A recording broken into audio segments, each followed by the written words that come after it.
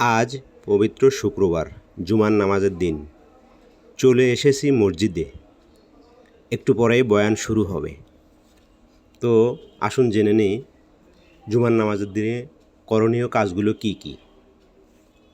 যেমন উত্তম রূপে গোসল করা, মিসওয়াক করা, উত্তম পোশাক পরিধান করা, সুগন্ধি ব্যবহার করা, মসজিদে প্রবেশের পর অন্য মুসল্লিদের ফাঁক করে বা গায়ের উপর দিয়ে টপকে সামনের দিকে না যাওয়া, কাউকে উঠিয়ে দিয়ে সেখানে বসার চেষ্টা না করা, নামাজের জন্য কোনো একটা জায়গাকে নির্দিষ্ট করে না রাখা, যেখানে যখন জায়গা পাওয়া যাবে সেখানেই নামাজ আদায় করতে হবে, নির্ধারিত নামাজ আদায় করা, এমনকি ফরজ নামাজের আগেও পরে 2-4 রাকাত করে নফল নামাজ আদায় করা,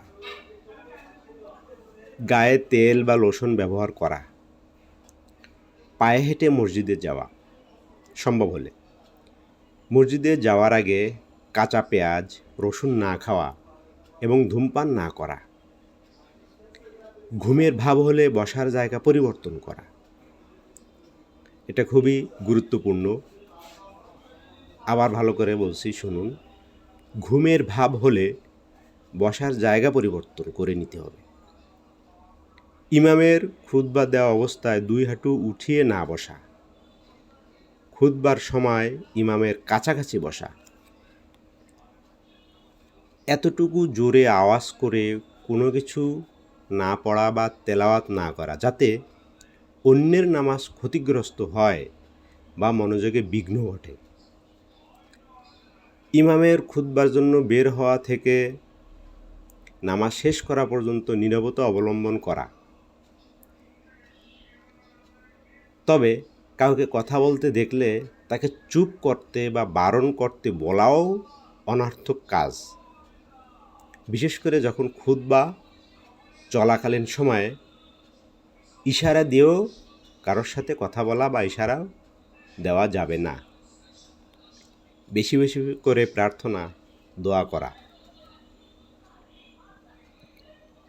এভাবে যদি আমরা জুমার নামাজ আদায় করতে পারি, ইনশাল্লাহ আল্লাহ তাআলা আমাদের গুনাহসমূহকে ক্ষমা করে দিবেন, আশা করা যায়।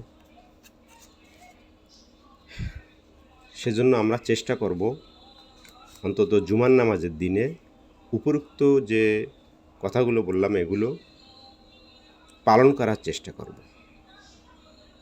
আল্লাহ আমাদের সবাইকে হেদায়েত দান করুক।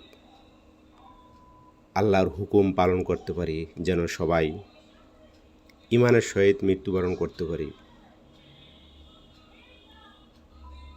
এই দোয়াই সকলের কাছে চাই। আল্লাহ হাফেজ।